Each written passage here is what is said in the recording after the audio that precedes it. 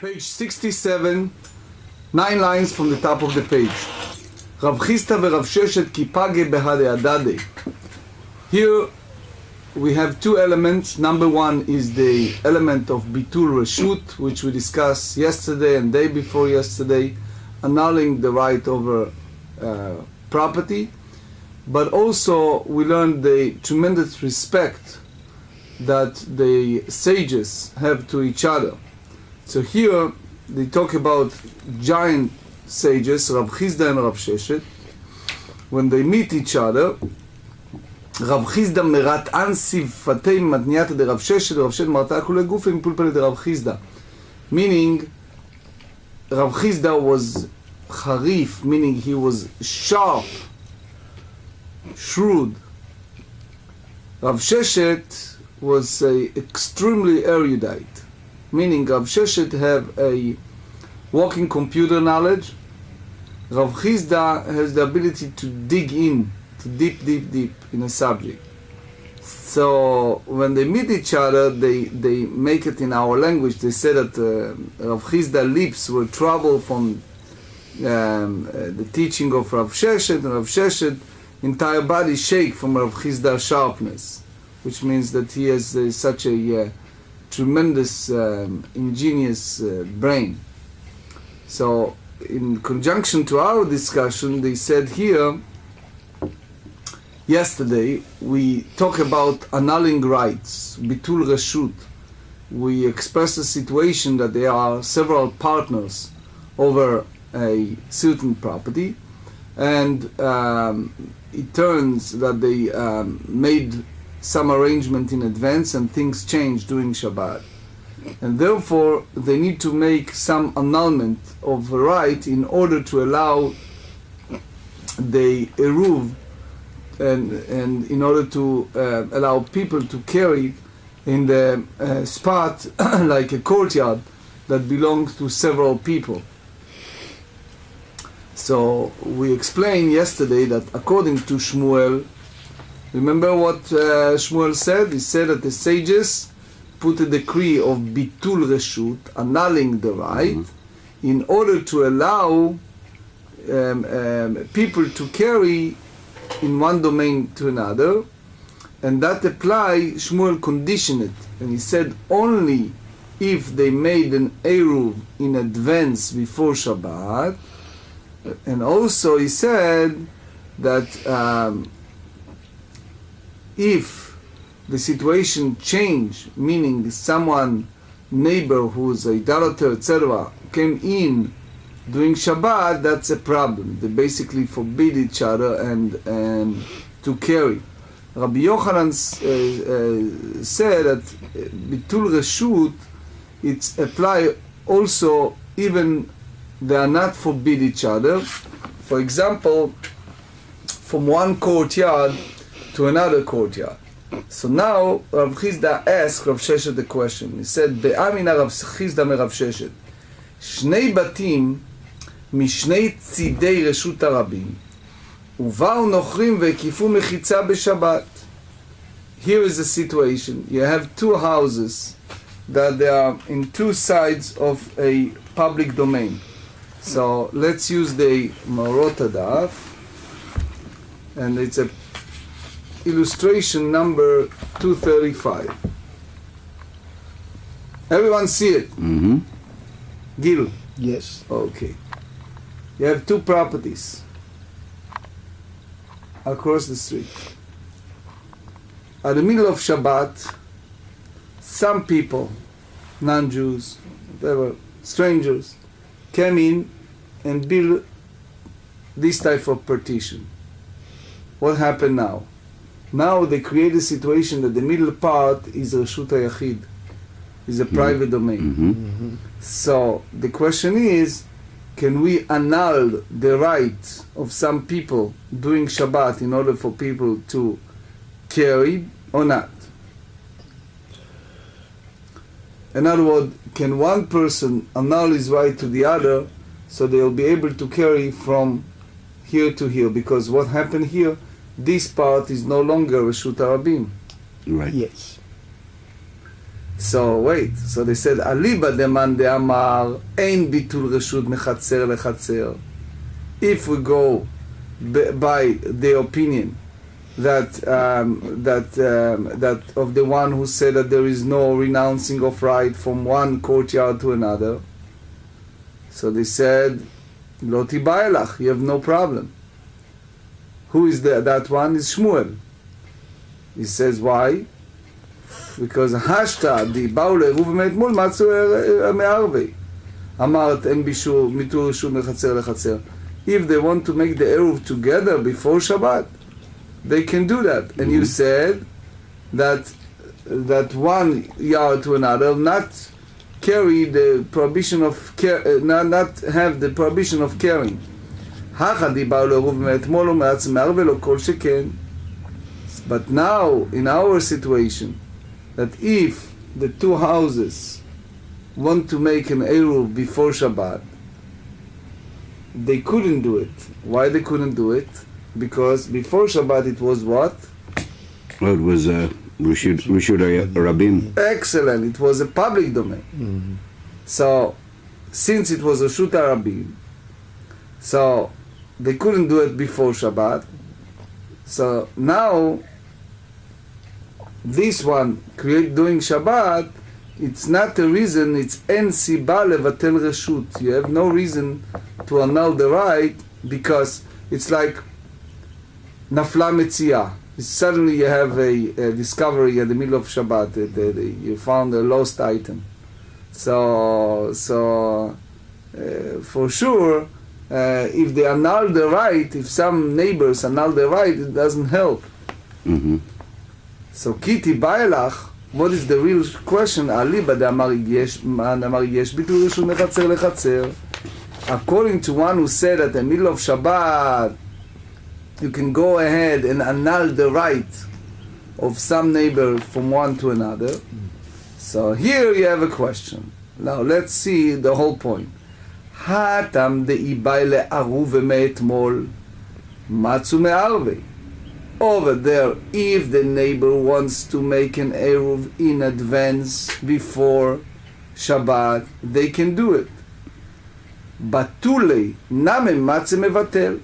So what did he say? He said, since you can make an Eruv in advance and the neighbors did it before Shabbat, so now doing Shabbat, they can annul their rights if some circumstance change. It's called bitul reshut. אבל אחא, דלא מצאו מערבי לאתמול. But here in our situation that it was רשות הרבים here, and they could not make the Eruv in advance before Shabbat. בתולי נמי לא מצא מבטל. One side of the coin you said, so since you could not make an Eruv in advance before Shabbat, you can also not make annulling the right doing Shabbat since you couldn't make it earlier. Before Shabbat. Or Dilma, the other side, Loshna says no, there's no difference between the two. And even in our circumstance that they couldn't make it in advance before Shabbat, but now that it's fine. That's Rabbi Yochanan hold, Rashi said, the same ways that we hold that if you annul, you right doing Shabbat, if the adulterer walk in doing Shabbat, remember we said yesterday, so you can say, okay, so they annulling the right and they can use that rule. So the same here, even one of the condition didn't happen, which is they didn't make the Eruv in advance.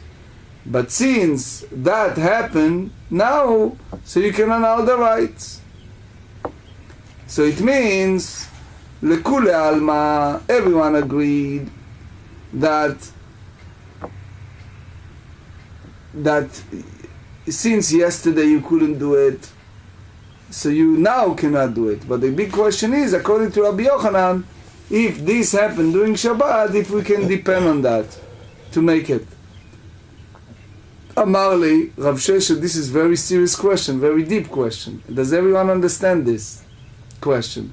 The dilemma is only according to Rabbi Yochanan, who hold that you can do bitul reshut doing Shabbat. Mm-hmm. And since this situation happened during Shabbat, we changed the status of the public domain to private domain. So the question is, can you do bitul reshut? Amar lei, Rav Sheshet said to Rav Chizda, Ein mevatli. He says, no. You have to have the two conditions in order to make bitul reshut.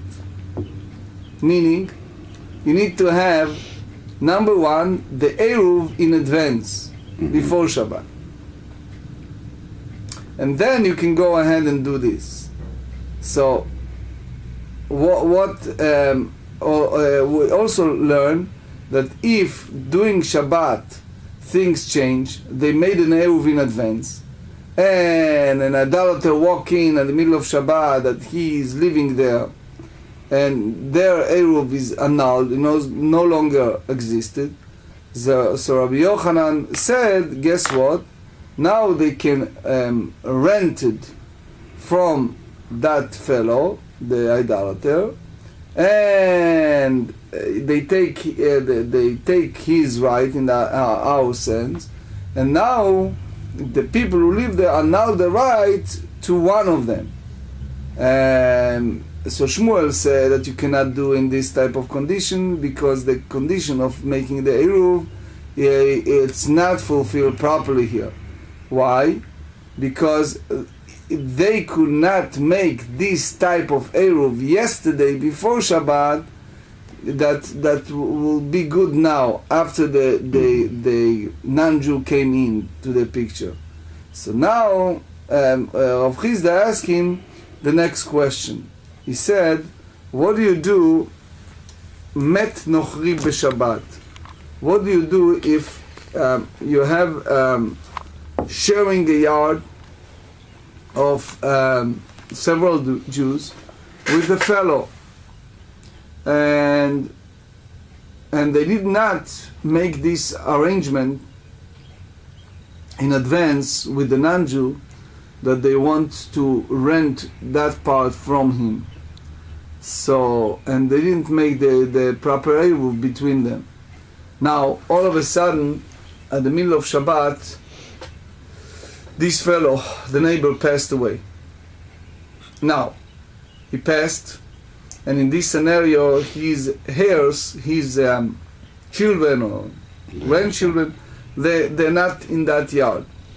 So, now you do not have the issue what we have earlier, that idolater is part of that domain, and therefore you don't need to ask anyone to rent, to give away his property there.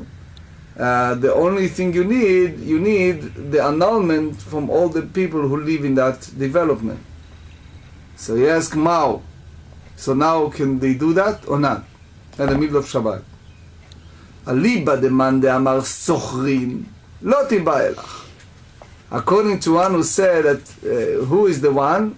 Rabbi Yochanan. Excellent. According to Rabbi Yochanan said, if you have idolater that come in at the middle of Shabbat, that all the neighbors can rent they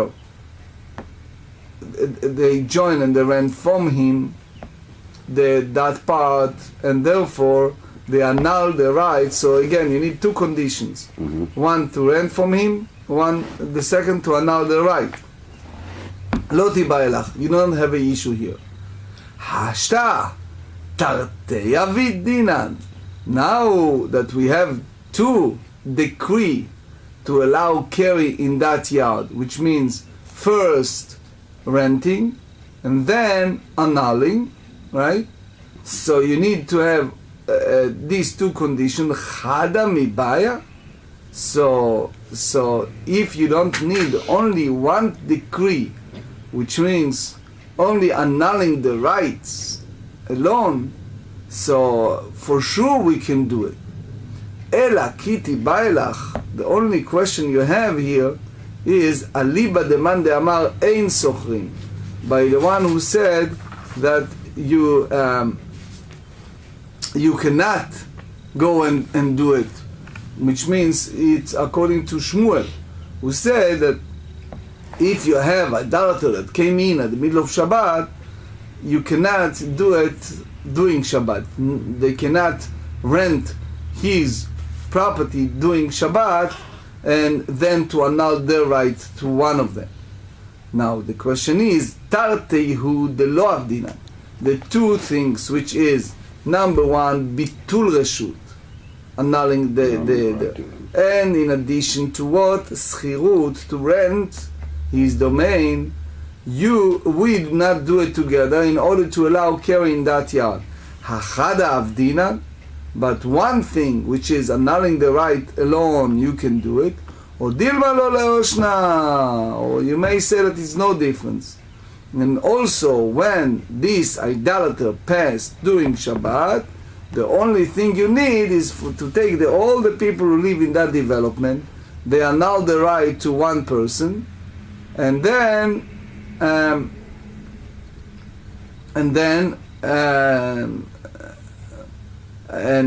here's the question: if he passed away, according to Shmuel, it doesn't help, meaning it doesn't make a difference. Why? Because he holds that regardless, you can do it. Regardless, there's a Shabbat, you can do it. So in other words, you may say that Shmuel hold, look, if you do the Eruv before Shabbat, great, fine. But if you do not do Eruv before Shabbat, forget it. You cannot make any annulment during Shabbat. Does Shmuel hold that you can join in an Eruv if there is an idolater living there who was not there when you joined the Eruv on Erev Shabbat?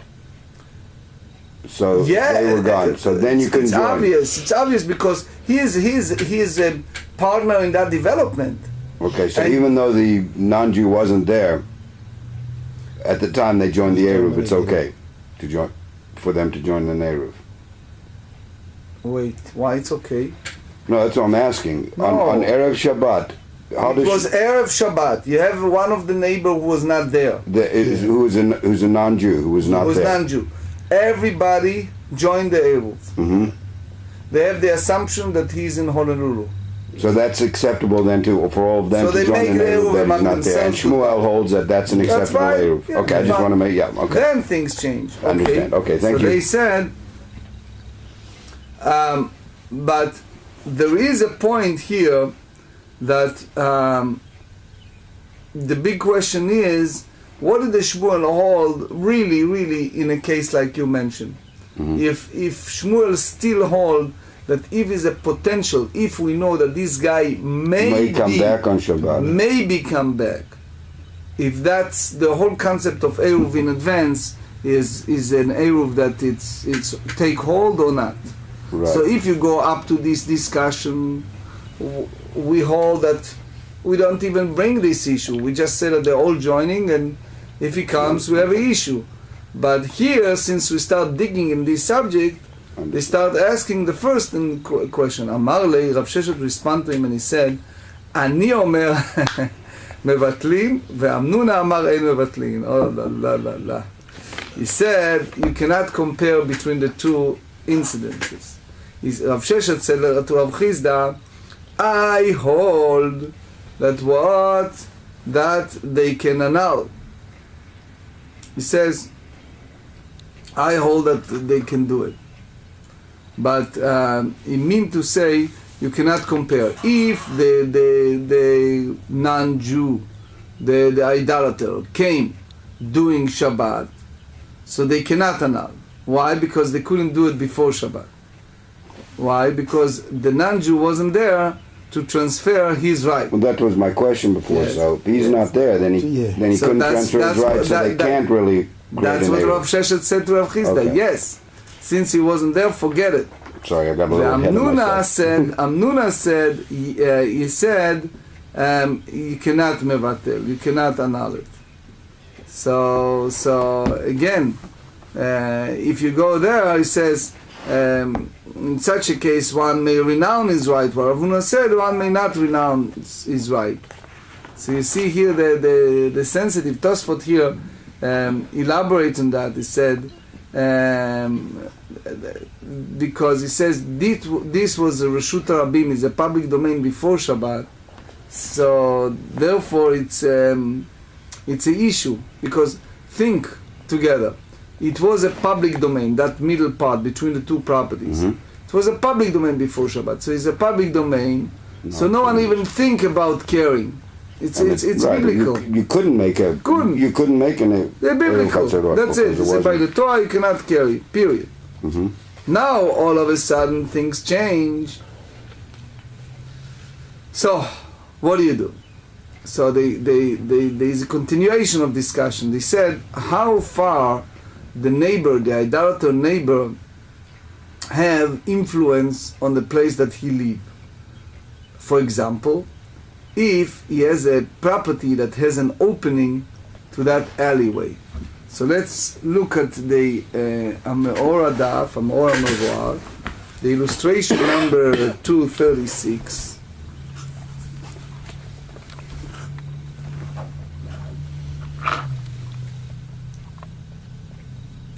Look at the development, how things happening. This is a public domain. Everyone see it? Yeah. Okay. This is the development.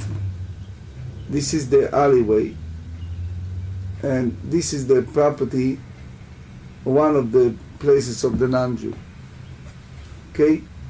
Now, אמר רב יהודה אמר שמואל, נוכרי שיש לו פתח 4 על 4 פתוח לבקעה. So imagine that he has 2 entrances. One, it's open to Bik'ah, and one, he has his camel come in. Now what does that mean?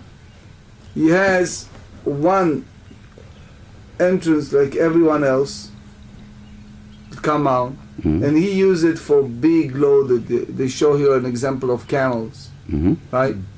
Now, by the same token, he has a private place that he can walk out to the valley. To a field or something. Field. Okay? So now, here is the point. Usually big loaded things, use this, you see how large is The it? big entrance, right? Big entrance. So he said, אפילו מכניס ומציג גמלים וקרונות כל היום כולו דרך מבוי, נוסר על בני המבוי.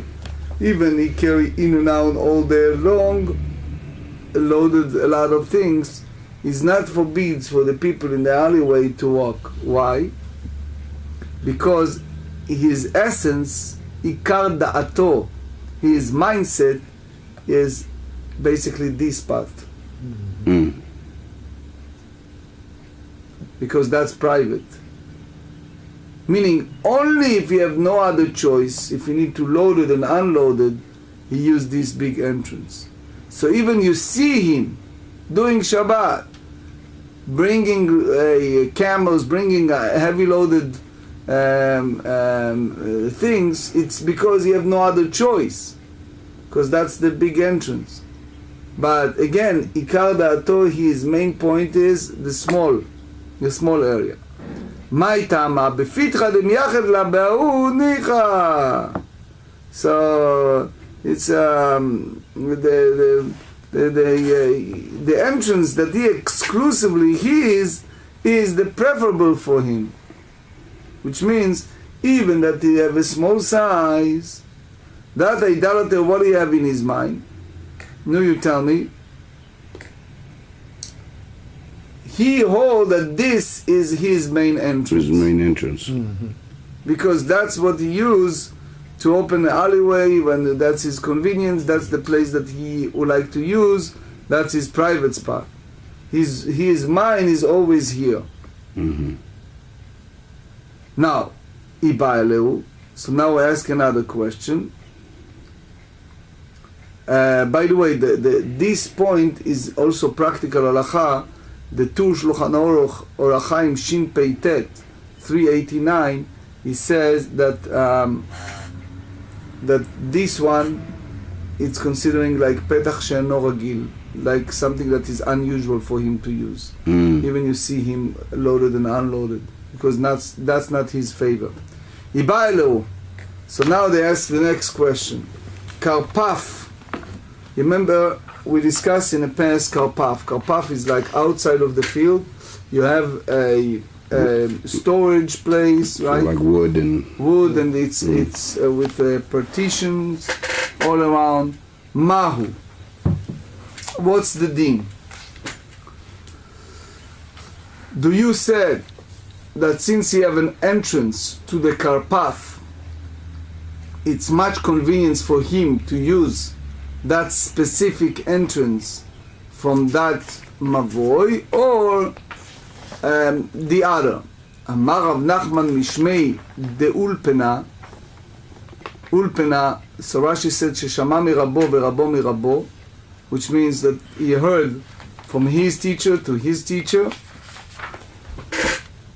67b, Afilu patuach lekarpav, which is even if it opens into an enclosure, so it's considered the main entrance.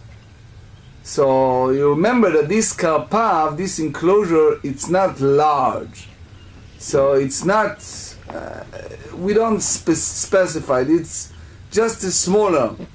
But even though it's this the main entrance that he used.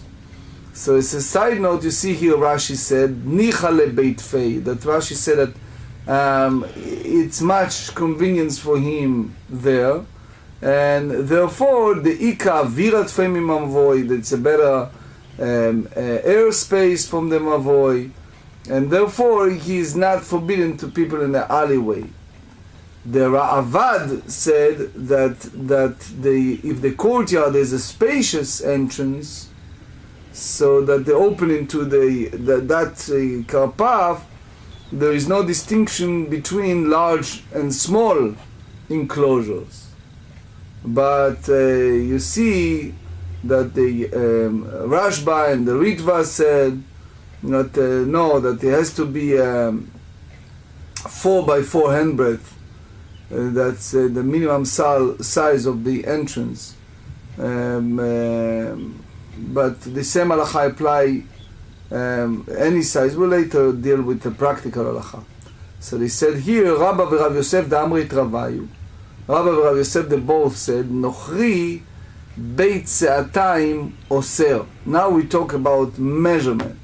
So we said, if you have the size of 2 beit se'ah, so you cannot say that since this is the main entrance, so it's like karpaf mugbal, that you are limited in a karpaf.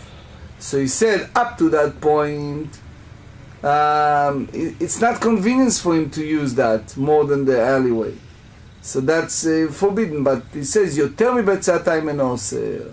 But if it's exceeded more than the beit se'atayim, so then he basically preferred to use toward the karpav, and therefore it's an issue. V'Yisrael beit se'atayim eno oser. So he said that if a fellow Jew that live in that alleyway and he has an opening to these enclosures, and he forget to participate in the Eruv, so the halacha is the opposite way, because if the karpav is in the size of beit se'atayim or less than that, so he not forbids the people in the alleyway, because they do not use a large amount to load and unload on Shabbat, so it's enough to have a small karpav to all of his need. And it's much convenience for him to use the alleyway.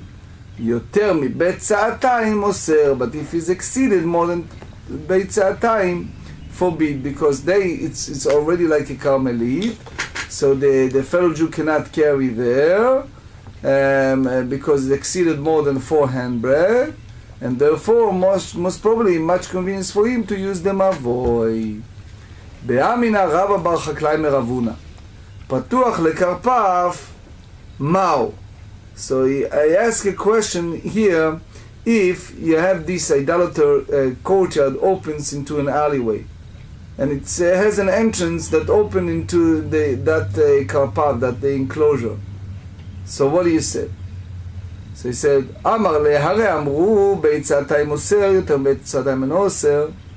So again, you talk about idolater, that beitzatayim he forbids. Why? Because he not prefer the enclosure more than the alleyway. So he said, since we discussed the karpaf in regards to Eiruvin, the enclosure, so now we talk about carrying between the enclosure and another domain. אמרו לה, אמר רבי יוחנן, קרפף יותר מבית צעתיים שלא הוקף לדירה, ואפילו קור, ואפילו קוריים, אז זורק לתור החייב. מה איתם המחיצה היא? אלא שמחוסרת דיורים. He said that if you have this type of karpaf, the enclosure, that it's greater than the size of 2 beitzah, that was not originally surrounded by a fence for the purpose of residence.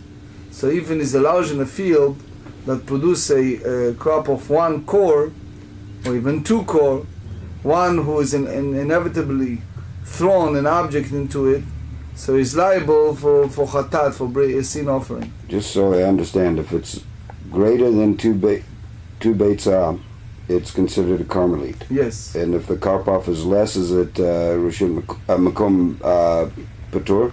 Yeah, because what happens is if it's a shetach gadol, if it's a large domain, the sages put a din of Carmelite. Right, but if it's less than 2 beitzah, then it's exempt. And it's, okay, thank you. So you just don't have inhabitants there. Mativ Rav Hunana Bar Chinana.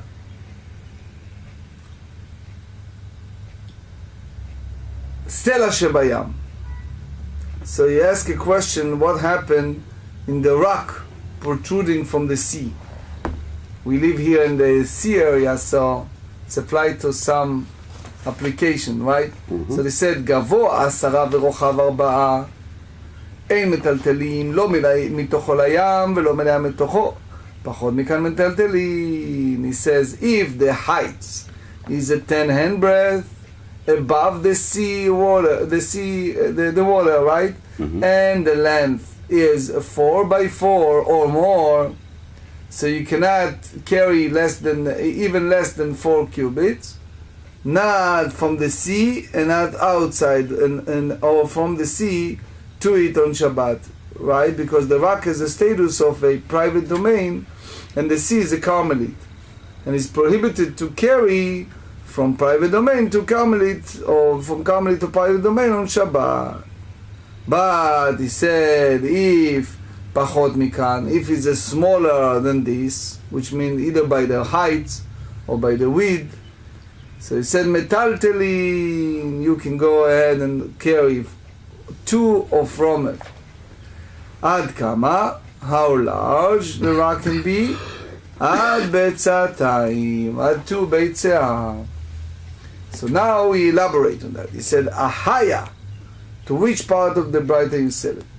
Ileima seifa, if you tell me that that's in the last clause of the Braita, which means the part that we say that we allow to carry between the water and the rock that is below than 10 handbreadth, because it's considered both a Carmelite. Bet se'atayim tfeilo, if that's apply only if that size is up to beitzah time, but if it's exceeded more than that, no. Veha mikarmelit lecharmelit kametaltel. What he does here, he carries from what? From one Carmelite to another. So you're allowed to do that if it's below than 4 cubits. El alav areisha. You have to say that that's go by the reisha, by the first din. והכה המרסל שבים גבוה 10 ורוחב 4. אין מתעדלים ומתוכו לים ולא עומד לתוכו עד כמה עד ביצתיים. So you have to say that if you have a rock protruding from the sea that is a 10 handbreadth high and 4 handbreadth wide, so one may not carry from it to the sea and from the sea to it. Why? Because they have the status of a private domain. So how large may it be for this prohibition to apply? Up to size of Beit Se'ah. But if the rock is greater than the size of 2 betzah, so one may carry it. So it means that it's a Carmelite. It's like a carrying between Carmelite to a private domain. So if it's it is a Carmelite that in all respect, and not just as the stringency. So that's the conclusive refutation of the opinion of Rabbi Yochanan, because Rabbi Yochanan said that all the stringency, that private domain, it's annulled when you have this enclosure, the karpaf. So basically you don't have a difference between karpaf that have this hukaf ledira, that they have the partition to make it an inhabitant, and the big rock that it's larger than the 10 handbreadth. So Amar Rava man ledat terutze matniata tshuvta motiv leRabbi Yochanan. So he said, whoever doesn't know the response to these two brightot, he rejected what Rabbi Yochanan from the other question. He says, here is the idea. Le'olam hareisha. You go by the first clause, which is the way that Rav Huna bar Chinena said. Ve'achike amar. When he used about the example of the rock, that we said that the width is a 4 cubit and the length, the height is 10. So you cannot carry from that rock to the sea and vice versa. You said, ha betocho metaltelin. Inside that rock, you can carry more than 4 cubit. Why? Because it's considering a private domain. Ve'ad kama, for how far you can carry within that domain. Ad betzatayim. So, Rav Ashi amar לעולם הרישא. הן אמרו והן אמרו. So they annul one decree from another. הן אמרו קרפף יותר בין שדיים שלו כף לדירה אין בלתלים בולה בתוך אלא ב400. They say that if you have this karpaf that exceeded more than the sad time, you didn't put around it a partition for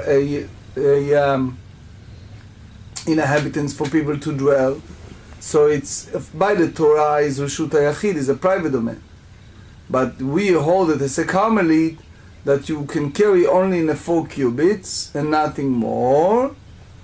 Why? Because Rashi explained, in order for us to avoid people from twisting or this with a public domain, which means people mix in between the two.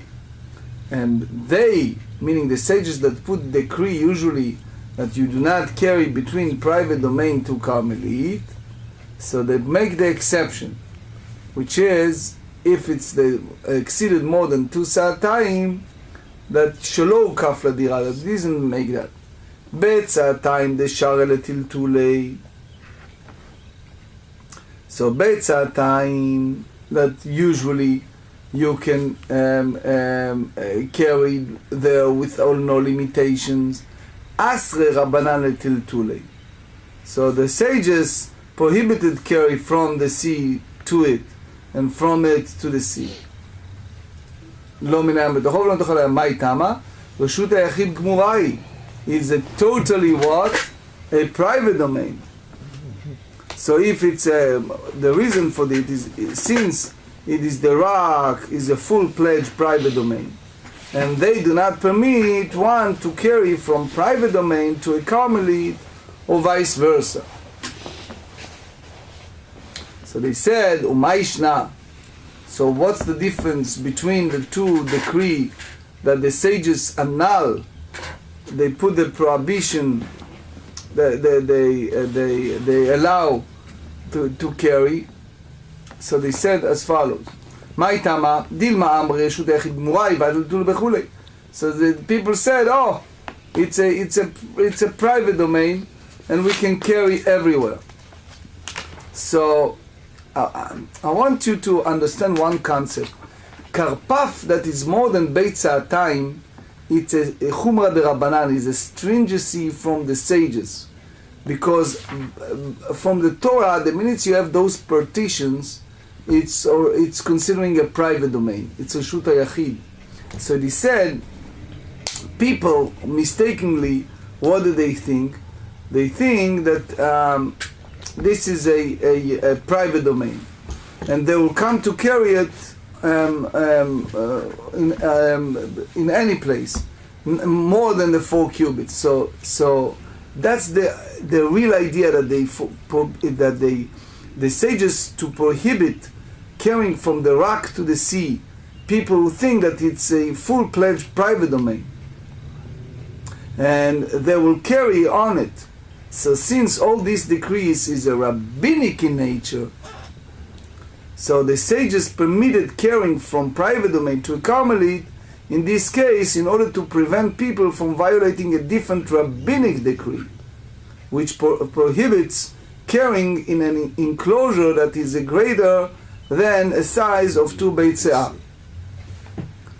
However, is no general conclusion when it's the enclosure lower than 2 beit se'ah, and it's not considering a private domain by Torah law.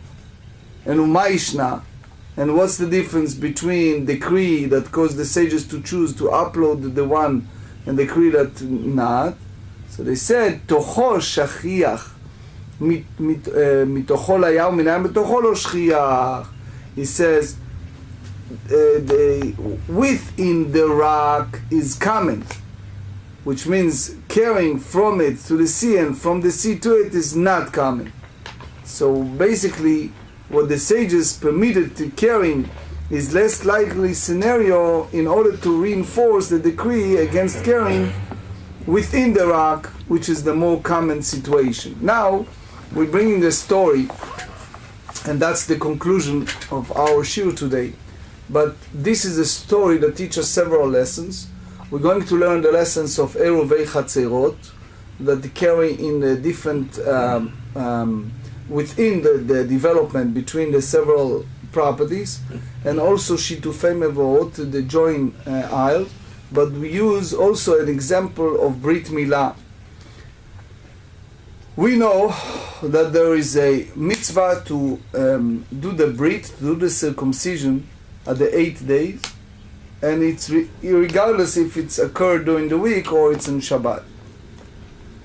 Now, since the mitzvah is to do the Brit on Shabbat, that's a famous Gemara we study in Shabbat in 132. So the big question is, in those days they used to wash the baby with hot water. And those hot water, they use it for both, before the Brit and after the Brit. And why? In those days, the code explained to us in Orach Chaim, it says that it was sometimes even life-threatening situation. They have to do that before and after the Brit.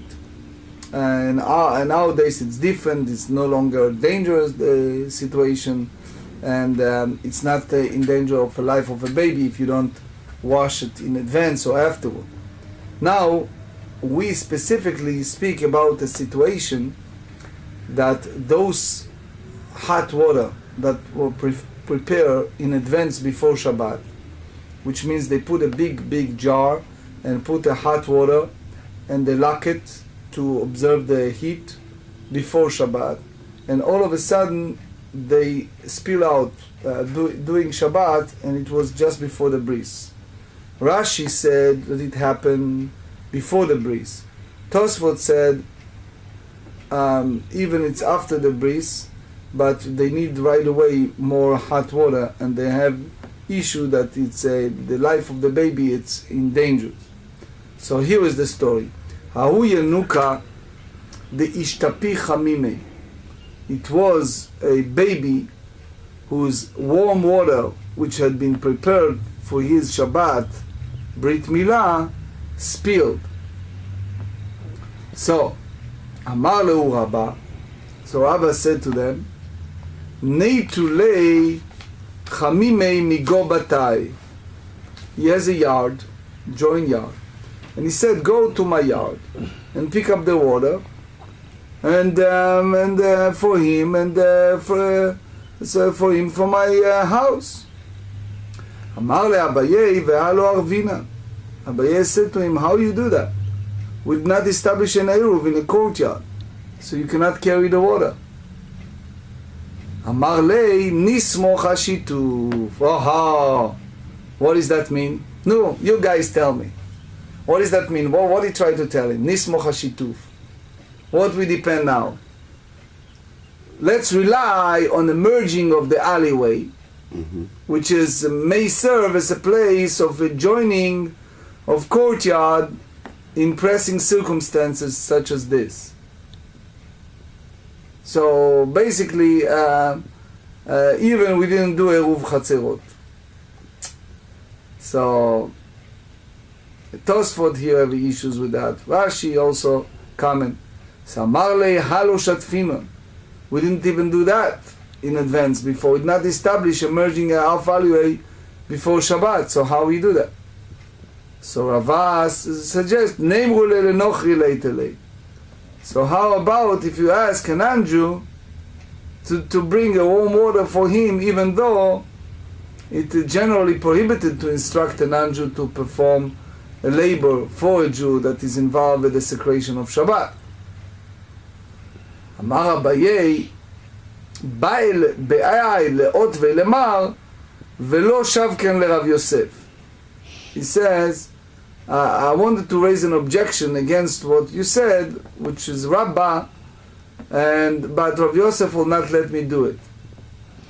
The Amar Rav Yosef, Amar Rav Kahana, ki avinan de Rav Yehuda v'amar lan. When I was in the Beit Midrash of Yehuda, he used to tell us that I am going lenient what bideoraita, something that is biblical. Motvinan First we ask the question, and then we follow what he said, because it's a biblical. But Bide Rabbanan, when he is a lenient in a rabbinic decree, Avdinan Maaseh v'Adar Motvinan Tiyuvta. What we do? We behave like Israelis. What we do? We perform an act, and then we raise objections. You know how they build settlements in those years, right? First they build it, and then you worry. So he said, "Levatar ache amar li." So afterward, when they brought the water, so Rav Yosef said to Abaye, "My ba'et lot ve'lemar." What objection did you wish to raise against Rabbah? So Amar le, Abaye said, "I want to ask the Tanya." Haza'ah shvut, v'amira l'nochri shvut. So he said, sprinkling the water of purification of an impure person on Shabbat, it's not prohibited by Torah law, it's a rabbinic. Why? Because Shabbat is a spirit of the day of rest, so you don't do it. The same telling a non-Jew to perform a labor on Shabbat on behalf of the Jew is likewise only a rabbinic decree. So he tried to juxtapose the two. How?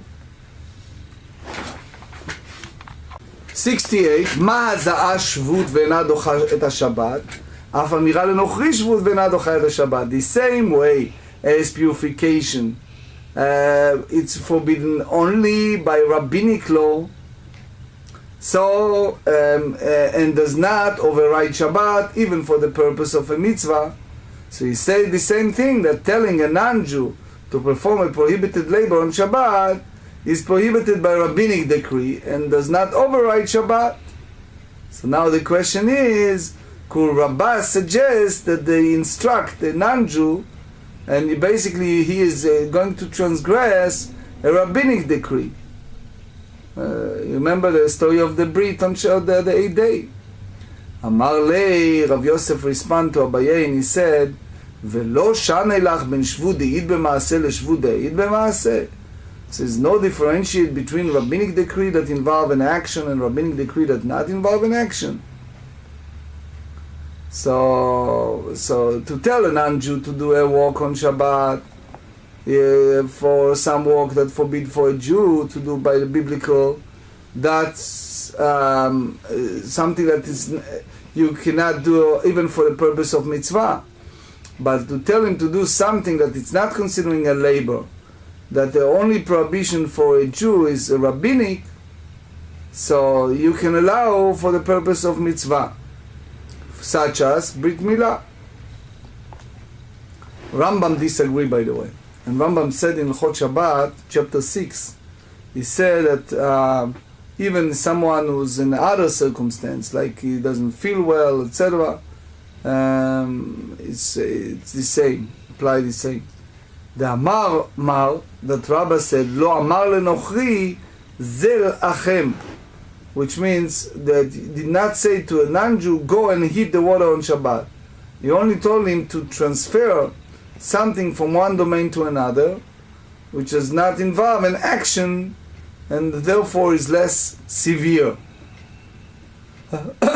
Amar lei Rabba bar Rav Chanan le'Abaye מבואה דאית ביתרי גברי רברי כרבנן לא אבה בי לא עירוב חצרות לא שיתופי מבואות.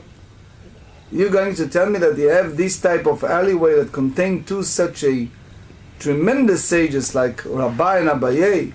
It's possible that they have not Eruv and not a merging of alleyway? So Abaye said to him, Amar lei, Maina Aved, what we can do? Mar lavorchei, Ana tridna begirsai.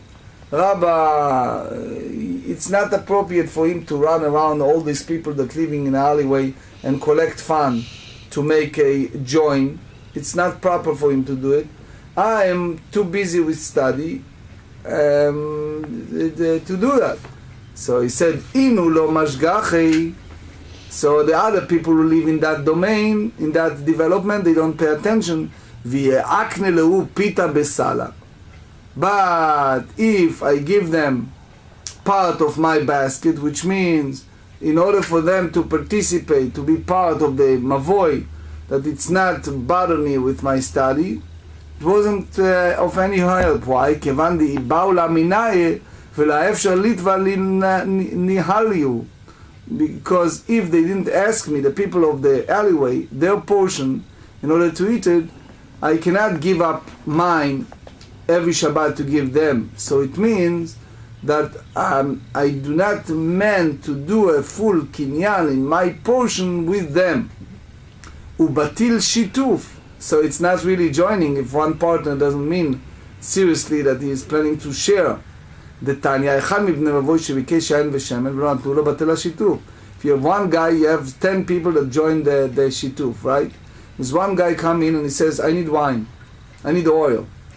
And they said, no, we're not give it to you. So don't give it to him. Boom. The whole join is not applicable. So even Rabbah was a wealthy person.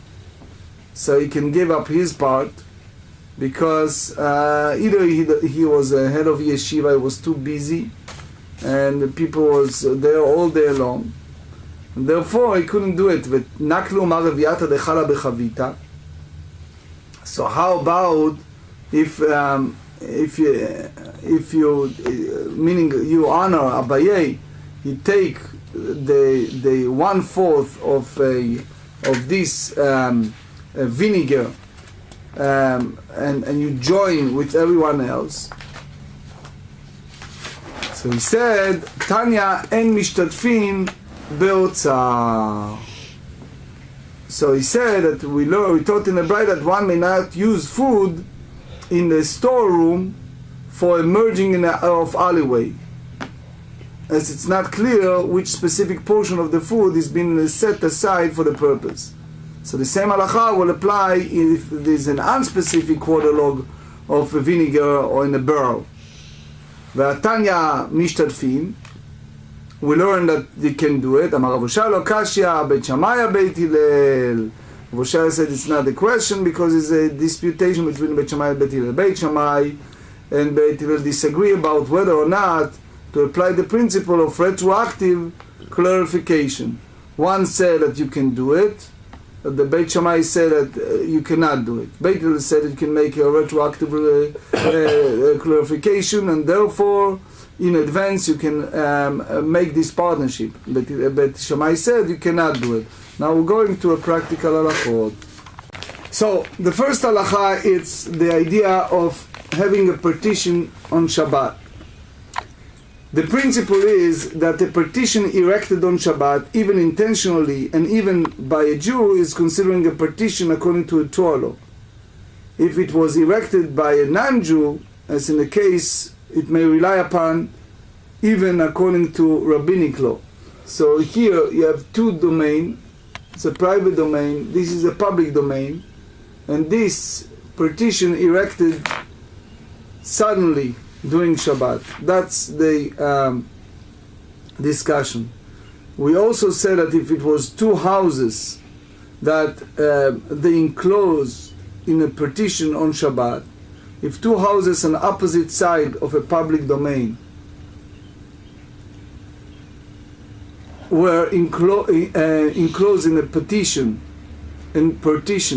constructed by, let's say, a non-Jew on Shabbat, then one of the residents may not renounce his rights to the enclosure area in favor of the others. That's the opinion of Rav Sheshet, if you remember, Shulchan Aruch Orach Chaim 381. We also discuss if you have the neighbor, idolater, that passed during Shabbat, so the Jewish residents may then renounce his right in favor of the other in order to render permitted to carry and share the courtyard. We said if you have a situation that you have a neighbor, for our case is a idolater neighbor. So if you live in a courtyard with two entrances, this is one entrance, this is the second entrance. One that open into the alleyway, and the second one is a field, into a field, or the enclosure larger than 2 Beit Seah, then it does not impose restrictions on the Jewish residents of the alleyway, and that's the idea of the statement of Shmuel, Rabbi, and Rav Yosef, and that's Shulchan Aruch Orach Chaim 389. We said also, if you have a Jew that's resting in the alleyway and who did not establish an Eruv with other residents of the alleyway. So he said, if his courtyard has an entrance, even one that is only 4x4 handbreadth, which is a small entrance that opened into an enclosure smaller than 2 Beit Seah, that was not enclosed for the purpose of a residence, then it does not render it prohibited for the other residents of the alleyway to carry. However, if the enclosure is larger than 2 Beit Seah, it renders prohibited to carry in the alleyway. Now we said also, if one throw an object from public domain into an enclosure that is larger than the size of 2 Beit Seah, even it's not been enclosure for residents, so the Rambam said in Chot Shabbat chapter 16 that he is liable. We discussed also a rock in the sea, and we said that it's prohibited to carry on a rock that form an island in the sea if its area is larger than 2 Beit Seah. However, it's permitted to carry from it to the sea. That's the Rav Ashi stated. Last halacha, we discuss a instruction of a non-Jew. For the sake of the Brit Milah, of the circumcision, one is permitted to instruct a non-Jew to perform an action on Shabbat that is prohibited by rabbinic law. That's the Rabbah ruling and explained by Rav Yosef in that Shulchan Aruch Orach Chaim 331.